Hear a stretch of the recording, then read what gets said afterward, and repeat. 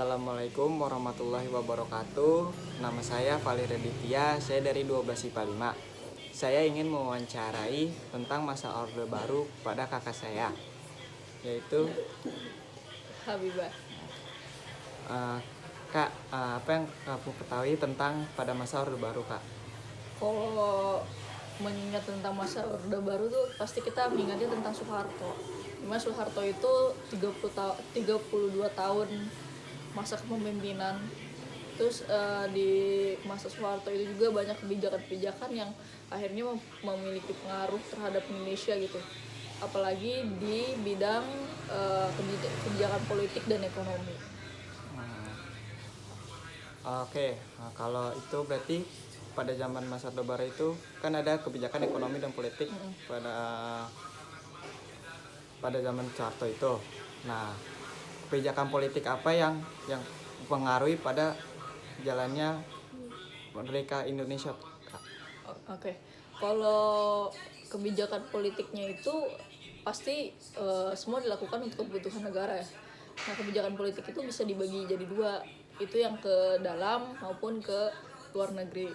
Nah, adapun yang ke dalam, ke Indonesia itu sendiri, itu yang berpengaruh tuh yang pertama adanya pelaksanaan pemilu 1971, terus penyederhanaan partai politik, terus adanya dui fungsi ABRI, dan terakhir pedoman penghayatan dan pengalaman Pancasila. Nah, kalaupun ke luar negeri itu kebijakan politik itu menyerupai Indonesia itu akhirnya kembali jadi anggota PBB, terus pemulihan hubungan diplomatik dengan Malaysia dan Singapura, dan juga pemutusan hubungan dengan Tiongkok.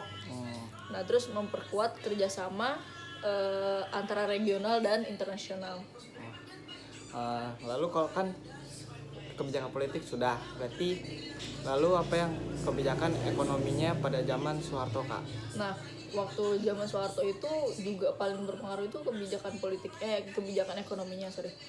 Jadi waktu Orde Baru itu teringat slogan yang terfokus utama mereka tuh dalam memperlakukan kebijakan ekonomi itu trilogi pembangunan, di mana trilogi pembangunan itu terdiri dari pertumbuhan ekonomi yang sangat tinggi, terus pemerataan pembangunan, dan hasilnya yang dibuat untuk mencapai keadilan sosial bagi seluruh rakyat Indonesia.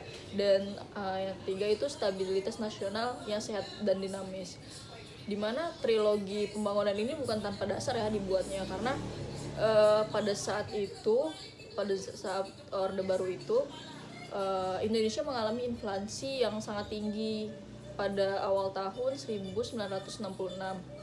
Itu kurang lebih sebesar 650% setahunnya. Oke, Kak. Semua kita udah nanyakan tentang apa pada masa Orde Baru, terus kebijakan politik dan ekonominya. Oke, Kak. Jadi terima kasih, Kak, Ya, atas sama-sama. waktunya. Dari saya sekian. Terima kasih. Wassalamualaikum warahmatullahi wabarakatuh. Waalaikumsalam.